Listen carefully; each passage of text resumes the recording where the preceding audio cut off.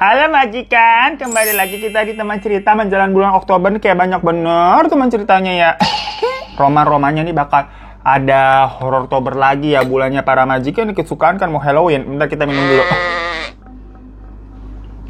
Haus habis dari kemarin kita kan teman cerita terus panjang-panjang. Tapi inget ya, Halloween itu bukan budaya kita. Karena budaya kita mah teman cerita aja ya. Udah langsung aja nih ada kiriman dari teman kita namanya Indra. Gak serem sih gengs. Ya hitung-hitung buat penutupan September cerita nih kan yang ceria-ceria aja gitu. September ceria jadi cerita. Cuma ini tetap membagongkan. Yaitu tentang pengalamannya belajar ilmu laduni.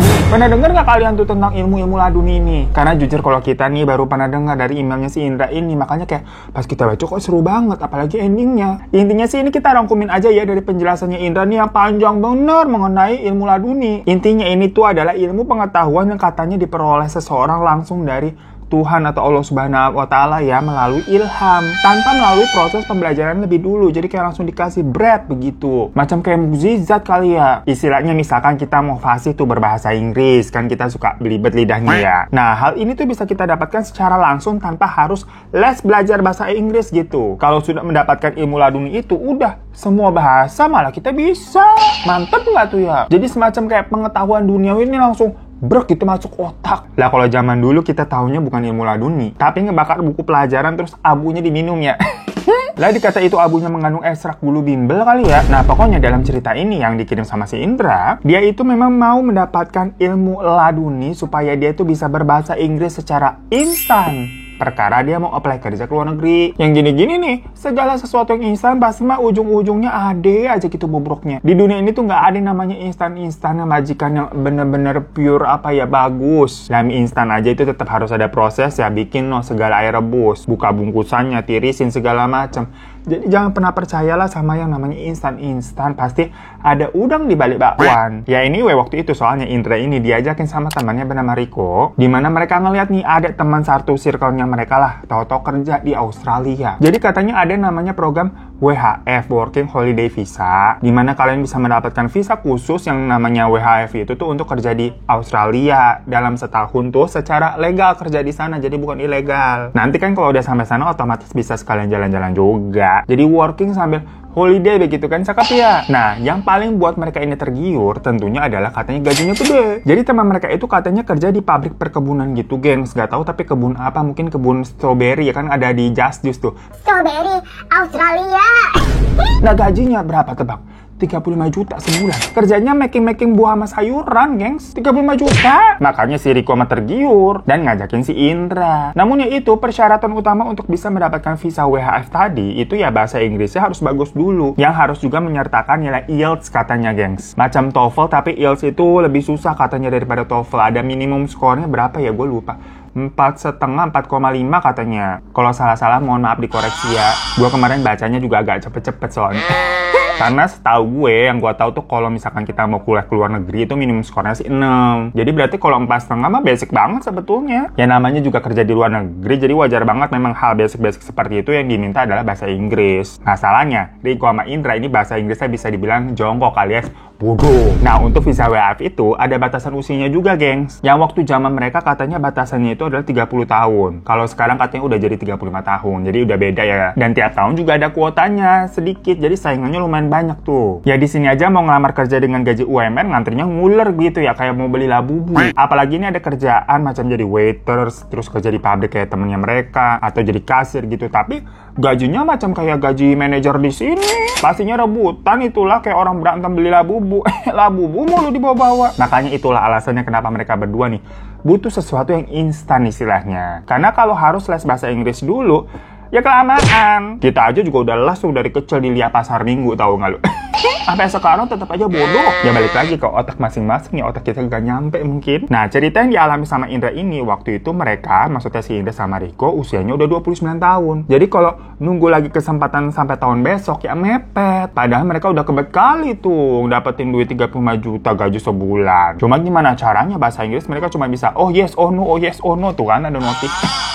Bentar kita silent dulu ya. Sampai tahu-tahu si Riko nih bilang ke Indra, kalau ada sebuah metode yang bisa membuat mereka nih fasih dan pintar berbahasa Inggris secara Instancenah. Dibilangnya itu adalah tadi ilmu laduni. Karena ada sebuah desa yang membuka semacam kursus untuk bisa mendapatkan ilmu laduni tersebut. Jadi katanya jangankan bahasa Inggris. Kalau seseorang sudah bisa mendapatkan ilmu laduni itu, segala ilmu pengetahuan dunia akan dikuasainya. Tadi kan kita udah jelasin di awal. Jadi lu mau bahasa Inggris, bahasa Prancis, bahasa Jepang, matematika, fisika, semuanya langsung auto bisa ikutan deh tuh.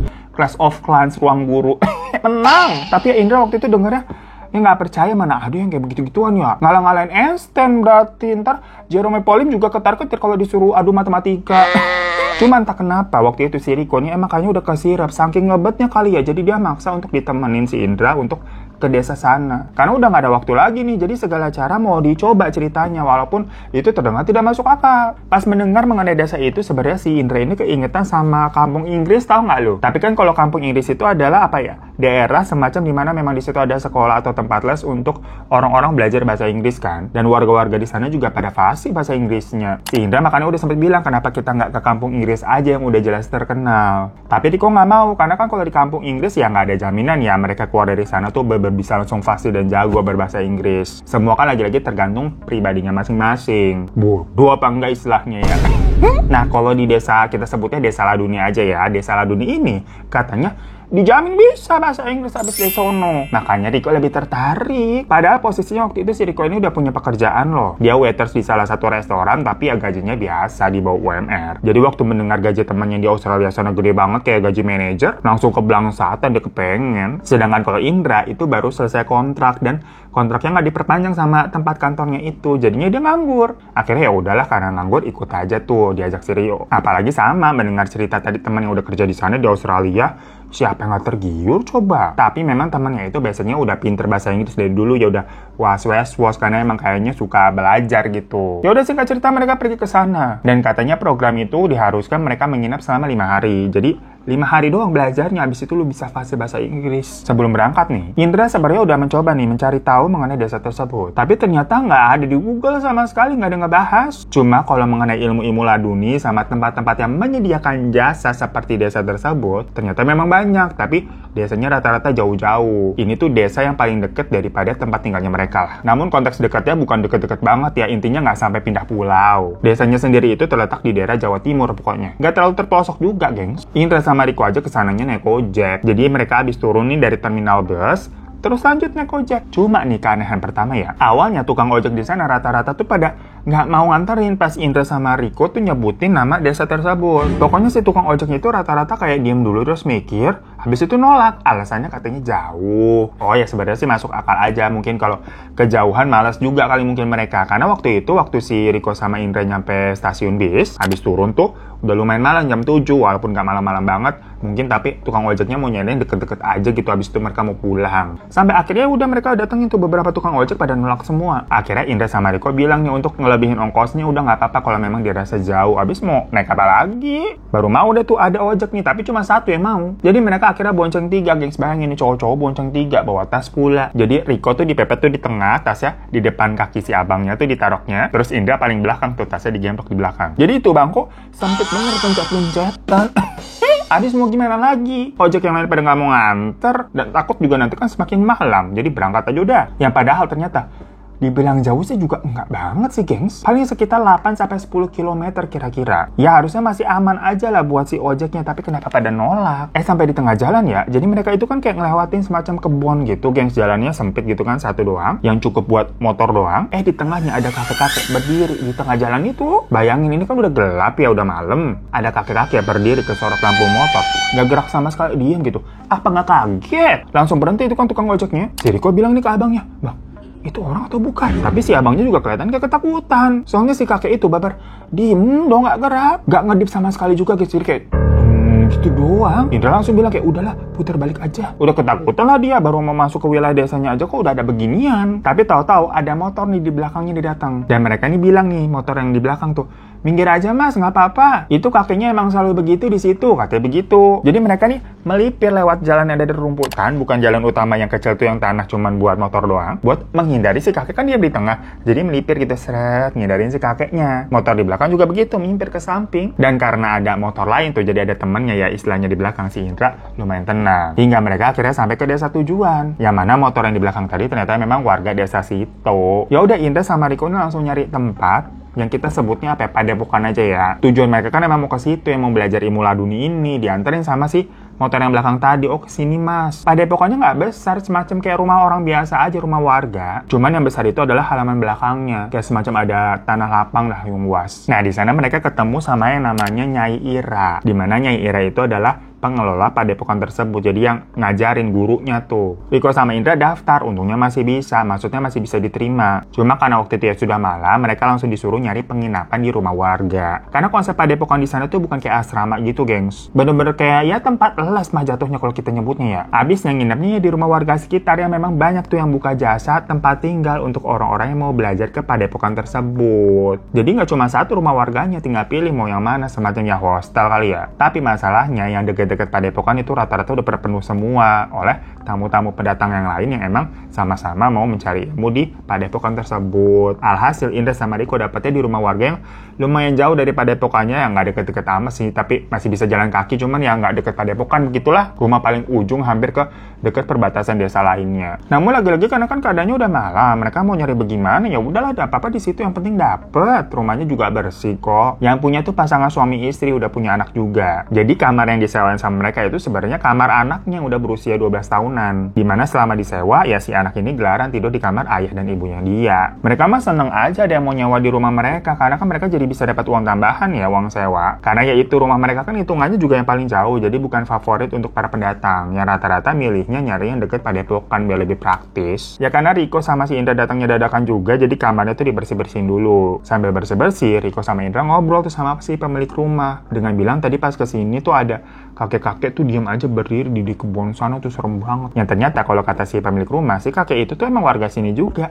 Itu kakaknya Nyai Ira. Si kakek jadi macam kayak orang nggak waras begitu karena katanya terlalu besar menerima ilmu laduni. Istilahnya otak manusianya tuh katanya nggak kuat menerima pengetahuan dunia yang segitu banyaknya. Jadinya error. Ditambah juga katanya kakeknya sih ngelanggar beberapa pantangan, gengs. Dengar begitu Indra sama Riko ya kaget. Nah tujuan mereka ke situ kan katanya supaya bisa mendapatkan ilmu laduni. Tapi ntar kalau ujung-ujungnya jadi kayak kakek itu bagaimana? Emang pandangannya apa sih? Tapi si pemilik rumah bilang, besok aja langsung nanya tuh ke Nyai Ira biar lebih akurat. Ya malam itu akhirnya Indra sama Riko diskusi tuh, kalau ilmu laduni ini sepertinya berkaitan dengan sesuatu yang mistis, makanya bisa instan. Tapi ya tadi kan sebelum-sebelumnya si Indra emang udah googling dulu ya, dimana katanya memang ada yang membahas kalau ilmu laduni itu diberikan oleh Tuhan atau Allah Subhanahu Wa Taala kepada orang-orang yang memang dipercaya, mampu dan pantas mendapatkannya. Tapi ternyata banyak juga yang pro kontra, dibilang katanya itu sebenarnya ilmu laduni bukan pemberian Tuhan, nggak ada gitu-gituan, itu tuh pemberian setan. Ya jadi mungkin memang ada nih mistis-mistisnya. Namun gimana-gimananya lihat besok aja lah. Toh mereka kan masih hanya berspekulasi dan udah jauh-jauh baru sampai nih. Ya udah besokannya pagi-pagi gengs jam 5:30. Ternyata di padepokan itu tuh udah ada beberapa tamu yang datang tuh, pendatang-pendatang lain yang emang udah lebih dulu belajar di sana. Jadi udah dari kemarin-kemarin juga, makanya kan nginepnya di rumah-rumah warga yang dekat-dekat padepokan sana sampai si Indra nggak kebagian rumah kan. Mereka semua tampak ramah tuh menyambut Indra sama Riko, ngajak kenalan duluan. Yang beberapa diantaranya ngajak ngomongnya tuh pakai bahasa Inggris, ada yang pakai bahasa Prancis, Korea, yang seolah-olah mempraktekkan kemampuan ilmu yang udah mereka dapatkan. Ya Indra sama Riko kayak cuma bisa haheho doang ya, kagak ngerti. Tapi walaupun begitu, orang-orang di sana tuh akhirnya bilang, udah nggak apa-apa, nanti kalian juga bakalan bisa kok. Soalnya orang-orang itu rata-rata udah ada yang hari ketiga, ada yang hari keempat, dan hari kelima juga. Jadi yang baru datang tuh emang cuma Indra sama Riko doang. Yang jelas Riko nih semakin semangat tuh, nggak sabar untuk bisa lancar berbahasa seperti orang-orang ini. Sampai akhirnya sesi dimulai jam 6 pagi, gang sudah mulai coba. Nyai Ira tuh memberikan mereka kertas dengan bacaan kayak huruf Arab, yang Indra sama Riko tuh nggak ngerti nih bacanya gimana, soalnya nggak ada Latinnya. Lagi-lagi kan mereka bodoh, bahasa Inggris aja nggak bisa, apalagi bahasa Arab gitu kan.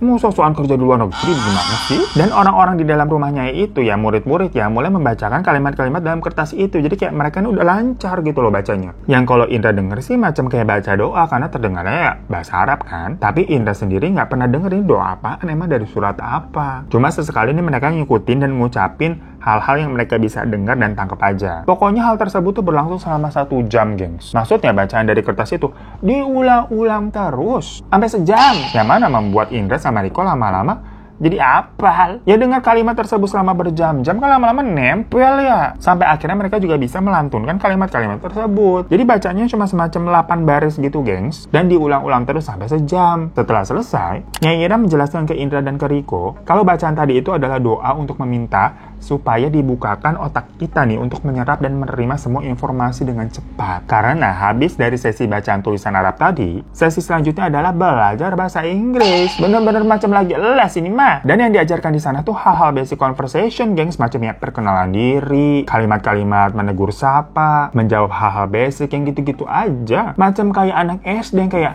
"Halo, my name Indra. I'm 29 years old now. How are you? You're so pretty today." Ya mungkin kalau percakapan sekarang diganti jadi "You look so demure, so cute sih," begitu kali ya. Dan itu berlangsung selama sejam. Diulang-ulang mulu kalimatnya. Habis itu lanjut bahasa Prancis sejam juga. Ya lagi-lagi basic conversation doang, diulang-ulang, gengs. Lanjut bahasa Jepang, terus bahasa Korea, terus bahasa ini ono gitu, masing-masing pokoknya sejam. Jadi tadi kan semuanya dimulai dari jam 6 pagi. Lu bayangin bener-bener macam anak sekolahan. Lah anak sekolah aja jam 6 pagi masih acara masuk gerbang atau upacara segala macam ya. Ini udah mulai, gengs. Makanya orang-orang pada nyarinya deket Padepokan biar kagak telat. Terus dilanjut 5 bahasa sampai jam 12. Makanya kan tiap bahasa tuh 1 jam. Habis itu istirahat makan siang. Disediain tuh makanan jadi kayak makan bareng-bareng sampai pada ngobrol. Nah, di titik ini sebenarnya si Indra udah ngerasa aneh. Karena sejak tadi sesi belajar, dia udah mikir nih. Pertama, ya kok tetap masih disuruh belajar juga ya kayak belajar bahasa Inggris, bahasa Jepang segala macam kan suruh baca tuh. Dimana sebelum-sebelumnya pas dia cari tahu mengenai ilmu laduni, itu kan katanya ilmu yang didapatkan tanpa belajar. Terus ternyata percakapan orang-orang yang tadi pagi pas mereka ketemu tuh yang membuat Indra sama Riko terkesan dengan bahasa asing yang mereka kuasai. Dan ternyata itu percakapan basic yang barusan mereka ulang-ulang emang sampai hafal. Bayangin aja sejam ngulang kalimat-kalimat basic tersebut terus-terusan. Kalau nggak inget ya berarti otak lu bebel. Jadi itu semacam kayak hafalan doang. Makanya di situ Indra udah mulai meragukan tempat ini sebetulnya. Nah, kan yang selanjutnya katanya di tempat itu kecium banget namanya khas bau pandan yang kenceng banget baunya. Jadi dari kemarin mereka malam tuh pas datang untuk daftar, abis itu pagi-pagi pas datang sampai makan siang nih, itu bau pandan kagak hilang-hilang, malah semakin tercium terus. Yang untungnya sih Indra sebenarnya nggak keganggu sama wangi pandan kan, karena wangi pandan gimana pun juga enak buat dia, wangi harum gitu loh. Namun kayak aneh aja sih, ini wanginya kenceng banget sementara dia tidak melihat adanya pohon pandan di sekitar area padepokan itu. Lah dari mana wanginya? Ya pokoknya pas lagi makan siang itu mereka makan nasi pakai pepes ikan gitu kan sama sayur singkong yang semua pada lahap tuh. Indra mengakui memang rasanya enak. Jadi kayak makan tengah, makan bareng-bareng gitu pakai tangan. Habis selesai makan ya mau cuci tangan dong karena kan tangannya kotor. Jadi Indra sama yang lain tuh ke bagian belakang rumah yang ada kamar mandinya masih pakai sumur gitu, gengs. Nah, di bagian belakang itu kan tanah lapang tuh yang berbatasan dengan kebon. Lagi-lagi Indra tuh di sana tuh ngeliatin kayak di kebun itu kagak ada pohon pandan, tapi kok ini bau pandan banget ya? Sampai dia nanya ke Riko, lo nyium wangi pandan kan ya kok ya? Dan Riko jawab, iya nyium, tapi dari mana ya kok ya? Makanya si Riko nih kayak mau bodoh lah pria wangi pandan begitu. Nah, di area belakang sana juga ada kayak semacam gubuk kayu yang jadi rumah kecil gitu dari kayu. Yang terlihat itu biasanya semacam kayak buat nyimpen hasil panen kali ya, buat gudang. Udahlah, dari situ pokoknya lanjut belajar bahasa lagi tuh, 5 bahasa lagi, gengs. Ya bahasa Cina, bahasa Arab, macam-macam. Pokoknya sampai jam 6, sampai maghrib. Lagi-lagi di situ si Indra mikir, tadi pas dia udah makan siang nih jam 12, itu nggak ada yang sholat zuhur. Terus pas selesai nih sampai jam 6, tadi juga nggak ada jeda sholat asar. Ya tapi kebetulan memang si Riko sama Indra nih tipe-tipe yang nggak pernah sholat juga sih, jadi Islam KTP. Namun Indra kan mikir ya, ini mau belajar ilmu laduni yang katanya dari Tuhan, tapi kok nggak ada acara sholatnya buat minta ke Tuhan? Bagaimana konsepnya? Tapi waktu itu si Indra mikirnya dalam hati aja. Abis jam 6 nih maghrib nih udah selesai nih, mereka dipersilakan untuk balik ke penginapan masing-masing. Dan balik lagi besok jam 6 pagi. Dimana kertas yang dari padepokan tadi tuh dibawa. Yang macem pagi-pagi awal banget yang doa-doa itu loh. Nanti katanya di penginapan tuh disuruh baca 10 kali sebelum tidur. Pas mereka mau pulang, ternyata di sekitaran padepokan itu banyak yang jual makanan. Jadi sebelum pulang ya pada jajan dulu gitu untuk dibawa ke penginapan masing-masing. Soalnya katanya di desa itu kalau udah di atas jam 8 udah sepi, udah nggak ada yang jualan sama sekali. Ya udah sampai akhirnya mereka balik ke penginapan, si Riko langsung semangat tuh mulangin kalimat-kalimat tadi yang ada di kertas. Padahal dia belum mau tidur lah, masih jam 7-an. Dia udah nggak sabar, udah ngebet banget saking semangatnya pengen bisa cepat menguasai ilmu laduni. Cuma Indra sendiri kan merasa nggak yakin dengan semua ini apa iya bener. Akhirnya dia nanya lah tuh ke pemilik rumah, "Pak, Bu, ini artinya apa yo?" Jadi ditunjukin kertasnya tadi dikasih kan isinya Arab ya. Maksudnya ini tuh surat apa, artinya apa. Tapi si pemilik rumah tuh si bapak ibunya juga bilang nggak tahu. Karena mereka ternyata nggak bisa baca tulis lah. Aneh banget. Maksudnya di sana kan ada seseorang katanya bisa mengajarkan ilmu laduni, tapi kok ini ada warga yang nggak bisa baca tulis. Cuma di situ si Riko tetap tuh ngulangin terus tuh doa-doa tersebut sampai 10 kali lebih malah, dengan harapan bisa semakin cepat mendapatkan ilmu laduni. Indra juga ujung-ujungnya ikutan baca tuh sampai mereka ngantuk tidur. Paginya katanya si Riko sama si Indra memimpikan hal yang sama, dimana mereka melihat kayak ada putih-putih bercahaya gitu silau yang mendatangi mereka gitu. Jadi mereka kayak melihat ada sosok putih-putih tapi nggak jelas itu apaan karena silau benar. Namun karena itu si Riko jadi makin semangat dan menganggap itu semua kayak petunjuk, semacam kayak wahyu. Apalagi kan ternyata si Indra ini juga memimpikan hal yang sama. Jadi mungkin itu bukan sebuah kebetulan dong. Tapi karena pelajaran kan udah dimulai nih jam 6 tuh kayak kemarin, mereka buru-buru itu pergi ke mandi. Selain ya airnya masih dingin ya jam segitu di desa namanya. Jarak rumah mereka kan juga paling jauh tuh yang dari Padepokan. Takut telat bermacam anak sekolahan buru-buru mau berangkat sekolah. Bisa-bisanya ya orang pergi begitu-begitu ke mandi. Kalian juga sering ya begitu? Buru-buru pergi nih perkara takut telat, misalkan mau ke kampus apa ke kantor gitu sampai nggak mandi. Iya, kata gua mah bukan apa-apa, tapi kesian tuh orang-orang di sekitar lu. Kalau misalkan lu perginya naik transportasi umum gitu, orang kanan kiri lu bisa kebawaan. Atau teman-teman lu di kampus, di kantor ntar ngomongin lu tahu di belakang tuh, ini nggak mandi, bau bener. Ya gue sih juga sering begitu ya, buru-buru berkala telat mulu hidupnya. Cuma walaupun nggak mandi, minimal gue nih tiap hari selalu pakai ini nih, Deo Spray dari Holy Grails. Sebenarnya Deo Spray Holy Grails ini udah sering banget kita review, udah sering kita bahas. Karena beneran sampo itu untuk ngilangin bau badan dan ngurangin keringat ya, terutama di ketek. Tapi biasanya kita kan pakainya ini kemasan reguler atau yang travel size. Karena semenjak kenal ini nih, kita udah nggak pernah lagi namanya pakai deodoran apa tuh yang roll-on, karena rata-rata itu kan bikin burket. Apalagi kalau misalkan kita udah keringetan, udah deh, ambiar jelek banget, malah jadi tambah bau. Nah, kalau Deo Spray ini tuh rasanya beberapa ya, ringan, jadi tinggal disemprot-semprot aja, dan nyerapnya cepet banget. Jadi nggak ada bau badan sama sekali, mau aktivitasnya berat sekalipun ya, dan keringetan juga bener-bener berkurang. Kalian tahu sendiri, cuaca di luar sana panasnya kayak apa. Nah, kalau kalian misalkan tipe-tipe orang yang suka gombios banget, keringetnya tuh berlebihan banget, tenang aja. Kalian bisa reapply, karena kan ini teksturnya kayak air ya, jadi bakalan nyerap gitu, nggak masalah buat reapply beberapa kali juga, nggak bakal bikin burket benyek-benyek gitu, enggak. Langsung nyerap aja udah kayak air. Nah, makanya nih sekarang ada kemasan jumbonya segede gini 275 mili. Setahun nggak habis-habis nih, gue rasa banyak banget auto cuan kalau kalian beli ini, murah lagi. Udahlah, produk dari Holy Grails itu udah best banget buat masalah ketek. Udah tinggal disemprot gini nih tuh, sekali 2 kali aja. Kalau gue sih efektif buat seharian, gak usah reapply. Tuh begitu tuh. Udah, wanginya juga enak banget. Ini tuh wangi yang very baby, jadi kayak wangi-wangi bayi abis mandi. Kalian beli aja nih kemasan jumbonya, udah nggak bakalan rugi. Beli sekali bisa dipakainya lama banget ini untuk banyak. Ingredientsnya juga aman nih, soalnya terbuat dari ekstrak tawa sama daun sirih. Jadi natural ingredients ya, aman pastinya buat kulit sensitif. Udah BPOM juga, tenang aja. Rating dari produk-produk Holy Grails tuh di Shopee udah 4,9, hampir perfect semua. Lu baca-baca aja mah kalau gak percaya. Makanya kalian suka buru-buru pergi kerja atau ngapus, nggak sempat mandi, nih langsung check out produk ini nih, Holy Grails Deo Spray yang kemasan jumbo. Udah penyelamat hidup. Nah, pas pagi-pagi itu mau berangkat ke arah Padepokan, mereka ketemu nih sama beberapa warga yang lain yang udah mau beraktivitas juga tuh, ada yang ke kebun segala macem. Di situ si Riko langsung tuh mempraktekkan bahasa asing yang dari kemarin udah diulang-ulang terus tuh sampai apal di kepala kan, kayak morning, how are you, begitu. Ya Allah, standar banget ya. Tapi warga-warga di sana sewaktu pas-pasan itu disapa sama si Riko, cuma nunduk aja kayak senyum, nggak balas sapaannya si Riko. Di situ Indra langsung mikir kan kayak, loh, jangan-jangan warga di sini sama nih kayak si pemilik rumah gitu lah, boro-boro bisa bahasa Inggris, baca tulis aja kagak bisa. Jadi bertanya-tanya tuh dalam hati. Cuma perihal mimpi semalam itu yang bisa kebetulan sama nih mimpinya dia sama mimpi Riko, itu membuatnya kayak, aduh, emang semua ini mungkin jatuhnya magic kali ya, udahlah ikutin aja. Nah, sampai di area Padepokan, lagi-lagi udah banyak yang jual makanan sarapan tuh. Dan beberapa murid Padepokan terlihat emang lagi nyarap tuh, jam 5:30 nih, gengs. Macam kayak udah ada pasar subuh. Indra sama Riko ikutan sarapan kan, makan nasi uduk. Lagi-lagi mereka disapa nih sama murid-murid dengan bahasa asing yang kali ini Riko sama Indra udah bisa ngejawab tuh. Padahal kan baru sehari belajar. Lagi mana enggak, kalimatnya itu aja diulang-ulang terus. Jadi memang conversationnya seputaran hafalan yang kemarin doang, gengs. Setelah itu, pembicaraan balik lagi ke bahasa Indonesia.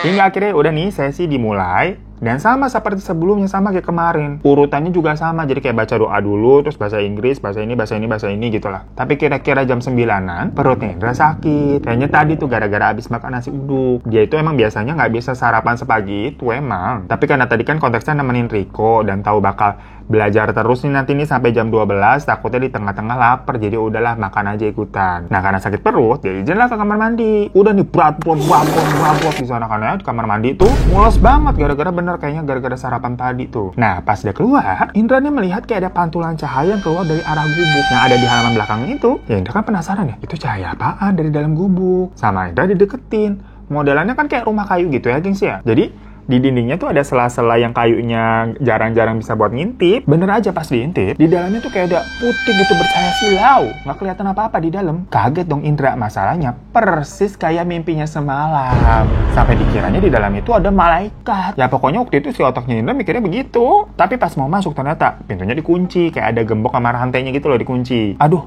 nggak bisa dibuka. Cuma gimana nih kalau kata si Indra, misalkan nih problemnya nih, lu ngelihat kayak ada sosok malaikat di dalam sana. Ya masa mau lu lewatin begitu aja kan nggak mungkin dong. Jadinya Indra nih berusaha pikirannya waktu itu mau ketemu nama malaikat nih secara langsung. Kalau dia bisa nih nyamperin si malaikat nih, pasti dia akan mendapatkan sesuatu yang besar. Ya pokoknya dipikirannya gimana caranya supaya gue bisa masuk ke situ ketemu malaikat lah. Dia melihat ke sekeliling tuh ada batu gede nih. Akhirnya sama dia dipakai tuh batu buat ngancurin gemboknya. Brok sampai akhirnya bisa kebuka. Ya udah dia tarik tuh pintunya seret. Tapi ketika itu cahaya yang tadinya silau tuh hilang, guys. Dan terlihat di dalamnya hanya gubuk berisi jerami sama banyak banget daun pandan yang kayak diiket-iketin gitu, daun pandan. Macam itu tuh gubuk memang buat nyimpen daun pandan. Abis ya daun pandan semua ditumpuk. Nah di tengahnya itu ada gundukan daun pandan yang kayak dijejerin gitu nutupin sesuatu. Soalnya kayak ada putih-putih di balik tumpukannya kan, daun pandan hijau, terus di bawahnya kayak ada putih-putih gitu, kontras apaan itu. Si Indra mikir tuh, tadi ada cahaya-cahaya silau kemana kok hilang? Ya karena penasaran, dia buka deh tuh tutupan daun pandan yang ada di tengah-tengah. Ternyata pas dibuka di baliknya ada kepala mayat yang dipocongin, geng. Ya langsung loncat si Indra. Keadaan mayatnya juga udah kayak jadi tengkorak. Ya Indra pokoknya baru sempat tuh lihat bagian kepalanya aja. Soalnya kan pas dibuka kepalanya langsung kelihatan tuh. Dia langsung keluar dan ternyata Nyai Ira ada di luar. Yang sedari tadi si Indra mukul-mukul gembok, mungkin suaranya kemana-mana tuh ya. Di situ Nyai Ira terlihat marah dan menyuruh Indra untuk balik ruangan. Indra yang ketakutan langsung nurut. Dan bener aja pas dia sampai kelas gitu ya istilahnya ya. Si Riko nanya, lo ngapain sih tadi kok ada suara berak-berak kenceng banget? Yang ternyata bener kan, kedengeran tuh sampai kelas tuh. Makanya si Nyai Ira ke belakang ngecek. Si Indra udah pucet kan, dia udah nggak konsen lah, nggak bisa ikut ngafalin kalimat-kalimat yang ada di kertas tuh. Suaranya juga udah gemeteran sampai orang-orang pada ngeliatin dia. Termasuk Nyai Ira nih yang matanya terus tuh ngawasin Indra. Indra mikir tuh, tempat apaan nih kok ada nyimpen mayat yang udah begitu keadaannya? Pasti ini nggak benar. Cuma entah kenapa si Indra nih nggak berani ngapa-ngapain karena dia mikirnya nih lagi di daerah orang kan, di desa orang, takut dia nggak selamat. Mungkin si Nyai Ira ini psikopat atau gimana gitu, jadi diem aja gitu. Abisnya si Nyai Ira tuh ngeliatin terus tatapannya tuh mengintimidasi kayak mau makan gitu loh. Sampai akhirnya istirahat. Ya beneran makan siang kan. Indra tadinya mau balik duluan ke penginapan. Dia pokoknya mau pulang aja gitu loh bawaannya. Cuma si Indra ketakutan. Jadi seolah-olah dia kayak mau, udahlah gue nurut aja asal gue jangan diapa-apain gitu loh. Ya tapi karena Indra udah tahu nih tempat ini tuh ada sesuatu yang aneh, Indra baca-baca doa terus tuh di dalam hati tuh minta perlindungan ke Tuhan. Giliran begini aja inget Tuhan. Ya baca doanya tapi tetap pakai bahasa Indonesia, gengs. Karena si Indra ini nggak hafal-hafal banget doa-doa gitu. Paling taunya apa? Al-Fatihah sama doa makan gitu ya. Karena bener tuh pas mau makan dia baca doa dulu tuh. Allahumma barik lana fima rozaqtana wa qina azabannar gitu loh. Kayak ya Allah lindungi saya ya biar bisa sampai balik ke rumah dengan selamat gitu, ketemu sama orang tua saya ya Allah. Habis baca doa begitu, Indra melihat makanan tersaji tuh di depannya. Lagi-lagi hari itu kan lauknya ada ikan, sayur segala macam ya. Itu penuh belatung. Jadi nasi putih yang sebakul itu juga isinya belatung semua, putih-putih, bukan nasi. Dan semua orang lahap makannya sampai Indra kan kucuk-kucuk mata ya. Ini bener apa enggak?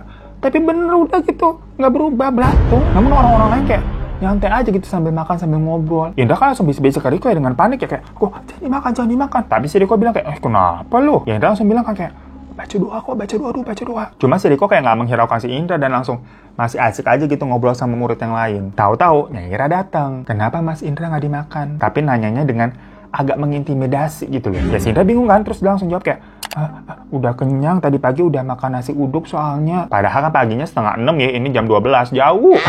Nyai Ira nih bilang nih, kalau begitu bisa bantu saya sebentar di belakang, katanya gitu. Dengar begitu, murid-murid yang lain langsung kayak, saya aja yang bantu Nyai, saya aja yang bantu. Jadi kayak pada rebutan mau bantuin si Nyai. Tapi si Nyai bilang, udah nggak apa-apa Mas Indra aja, kalian lanjut aja makannya. Soalnya yang lain kan keadaannya lagi pada makan ya pakai tangan masih kotor tuh. Cuma emang Indra doang nih yang masih bersih, tangannya belum makan. Indra ragu-ragu tuh, udah ketakutan. Sampai si Nyai Ira negasin lagi, yuk, gitu. Ya kira Indra ngikut tuh sama si Nyai Ira ke halaman belakang. Sambil jalan, si Nyai ini bilang, Mas Indra nggak makan karena sudah kenyang atau sudah tahu. Dengar begitu Indra kayak, aduh, Nggak tahu dia mau jawab apa ya. Makin ketakutan dia. Apalagi ternyata dibawa ke gubuk yang tadi. Di situ Nyai Ira memperlihatkan mayat yang dipocongin tadi tuh ke Indra. Jadi akhirnya dibuka semua tuh tutupan daun pandannya. Dibilang katanya, ini ayah saya. Jasadnya itu nggak diterima sama bumi karena ilmu yang dia miliki. Waktu itu sudah sempat dikubur, tapi akibatnya tanah di desa ini tuh jadi kering kerontang. Semua hasil panen mati, air surut, warga juga jadi kesusahan. Makanya akhirnya kuburannya tuh dibongkar dan jasadnya diletakkan di sini seperti ini saja,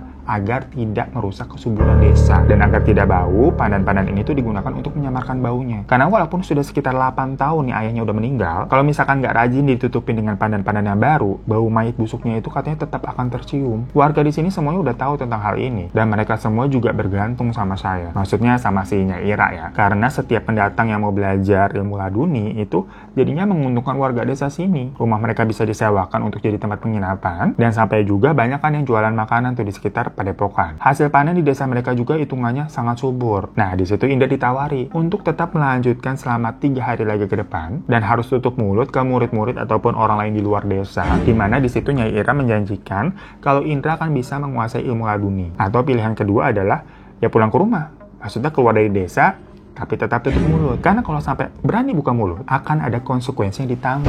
Ya, waktu itu kan si Indra takut ya, merasa ini nggak bener nih. Ilmu laduni yang dimaksud ini pastilah bukan dari Tuhan kalau caranya begini. Jadi Indra bilang untuk izin pulang aja. Di situ Nyai Ira nggak nahan. Tapi dia terus tetap diwanti-wanti untuk tutup mulut. Lupakan apa yang dia lihat dan dia ketahui. Ya udah dari situ Indra pamit pulang kan. Riko sendiri sampai bingung kayak, hah? Kok lu pulang? Tapi Indra kan dilarang cerita tuh, termasuk ke Riko. Jadinya waktu itu si Indra mikir dia mau nyari selamat sendiri dulu lah. Dia alasannya katanya orang tuanya masuk rumah sakit, jadi urgent mau pulang. Akhirnya Indra ninggalin Riko di sana sendirian. Sampai dia balik ke penginapan, dia berkemas. Namun untuk keluar dari desa, untuk ke terminal bus itu kan butuh motor. Nah, si bapak sama ibu pemilik penginapannya itu lagi keluar tuh, masih kerja di kebon. Baru balik ntar sore, kata anaknya tuh, kira-kira jam 5-an lah biasanya. Jadi mau nggak mau si Indra nunggu. Abis mau pergi naik kapal lagi. Maksudnya minta buat diantarin sama si bapak pemilik penginapan untuk keluar desa, minimal ke jalan utama. Karena memang pas dari awal nih, pas nginep di situ, dibilangin nanti pulangnya bapak yang nganter. Udah memang macam fasilitas dari desa itu, lu nginep di situ, nanti yang nganterin ya pemilik rumahnya. Udah nih nunggu sampai sore, si Indra perasaannya ketakutan ya. Dia cuma berharap bisa keluar dari desa itu secepatnya. Sampai akhirnya si pemilik rumah datang dan Indra minta dianterin pulang. Indra sama tuh bilangnya orang tuanya sakit, jadi dia harus buru-buru balik. Ya udah, karena nggak tahu apa-apa, si pemilik penginapan ini nganterin pulang. Dari tadi nunggu di rumah sampai akhirnya dianterin pulang tuh naik motor, si Indra nih nggak lepas doa. Saking ketakutannya dia mau selamat lah keluar dari desa. Apalagi kan sebelumnya ada ancaman dari Nyai Ira segala macam nih ya. Nah, pas di jalan kan lewatin padepokan tuh, karena padepokannya memang areanya dekat dengan gerbang masuk desa. Jadi di depan lah. Di sana udah terlihat tuh banyak orang yang buka lapak. Jadi untuk jualan makanannya, untuk murid-murid nih kan pada mau pulang tuh jam segitu tuh. Jam 6 kan bubaran, pada jajan dulu. Karena di padepokannya itu dikasihnya makan siang doang. Nah, di situ si Indra melihat banyak sosok-sosok di sekitaran orang-orang yang lagi jualan itu. Gimana di dagangannya kayak lagi diludahin, dijelatin sama sosok-sosok yang macam-macam bentukannya. Ada yang katanya kayak gundurwo, kuntilanak, pokoknya aneh-aneh gitu loh. Dan makin Indra baca-baca doa, sosok-sosok tersebut tuh pada kayak ngeliatin tuh Indra lagi jalan naik motor. Sampai Indra bilang kayak, "Pak, cepet Pak, takut ketinggalan bisnya." Udah gemeteran banget. Udah jalan nih ya, mereka kan itu kan harus lewatin kebun yang tempat awal mereka datang ada kakek-kakek berdiri di tengah itu loh. Nah, kali itu kan mau maghrib juga nih, kondisinya mau gelap. Lagi-lagi ada si kakek-kakek itu masih ada. Si Indra sempet kaget, tapi kan sebelumnya dia udah tahu kalau kakek-kakek itu orang, jadi nggak begitu takut. Motor mereka pun ya melipir ngelewatin si kakek itu yang diam aja berdiri di situ. Indra mikir, itu kakek apa nggak capek? Makanya gimana kok nih orang-orang desa nggak ada yang mau bantuin gitu loh, dibiarin aja berdiri di situ. Habis sudah melipir nih, tau-tau si bapak pemilik rumah tuh kayak berhentiin motornya persis di depan si kakek. Jadi kan tadi arah mereka datang tuh kan dari arah desa, si posisi kakek tuh belakangin mereka. Terus mereka melipir gitu kan, lewatin di depannya. Berhenti si bapak. Indra bingung dong, loh Pak, kenapa berhenti? Si bapak bilang, "Mas, tolong jangan bilang ke siapa-siapa ya tentang apa yang Mas tahu di desa ini. Karena nanti takutnya sampean bisa kayak kakek itu." Jadi ternyata sewaktu ayahnya Ira nih, atau anaknya si kakek ya berarti ya, meninggal, itu kan jasadnya nggak bisa diterima bumi yang kayak tadi diceritain. Jadi dikubur tuh nggak bisa, merugikan desa. Nah, si kakek nih itu berusaha untuk ngilangin ilmu yang ada di dalam dirinya. Sampai nyari bantuan ke desa-desa lain. Karena dia takut kalau nanti dirinya meninggal akan seperti anaknya. Tapi akibatnya si kakek ini jadi kayak orang stres dan kayak orang gila begitu. Jadi warga di sana tuh berpendapat, hal Hal itu tuh karena si kakek ini berkoar-koar tentang kebenaran ilmu laduni yang ada di desa tersebut. Yang padahal ilmunya dari dia juga. Habisnya ya, pendatang atau murid-murid yang pada tahu juga yang pernah belajar terus berkoar-koar, nasibnya rata-rata kayak si kakek ini semua. Jadi kayak gila gitu, tapi akhirnya ujung-ujungnya dibawa pulang sama keluarganya ya. Balik tuh ke rumah wilayah masing-masing. Ya Indra pas dengar begitu kayak, iya aja gitu. Abisnya dia takut lah diberhenti di tengah kebun ada si kakek-kakek itu. Cuma ternyata bapak si pemilik rumah cuma bilangin begitu aja. Abis itu ya lanjut Indra diantar sampai stasiun bus. Udah nih singkat cerita, alhamdulillah si Indra mah bisa pulang dengan selamat kok. Tapi dia bener nggak berani cerita ke siapa-siapa awalnya. Dan cukup khawatir juga ya dengan keadaannya Riko nih bagaimana. Sampai akhirnya 4 hari berlalu yang seharusnya si Riko udah pulang nih ya. Riko nih nggak bisa dihubungin. Telepon juga nggak diangkat, SMS nggak dibales. Namun sewaktu Indra nanya ke keluarganya Riko, dibilang, enggak, ini Riko ada di sini kok, sehat. Ya dengar begitu Indra lega. Cuma jadinya kalau Indra sendiri tuh nggak jadi daftar WHF karena ya pasti nggak lolos lah. Ya bahasa Inggrisnya masih kacau. Namun tahu-tahu nih, di Facebook dia melihat si Riko udah kerja di Australia. Dan foto sama teman mereka yang memang udah kerja di sana duluan yang dari awal tuh ya. Jadi Riko lolos dapat WHF, guys. Tapi entah kenapa si Riko beber nggak ada ngontak dan udah nggak ngabarin Indra sama sekali. Cuma Indra mikir waktu itu dia pulang ke rumah aja juga kan jatuhnya nyelamatin diri sendiri ya. Dan mungkin si Riko ini juga mau menikmati keberhasilannya sendiri. Perkara si Indra udah ninggalin dia. Jadi Indra nggak tahu tuh gimana caranya Riko yang sama-sama istilahnya masih bodoh sama si Indra ya tentang bahasa Inggris, bisa lolos dalam waktu yang sangat instan.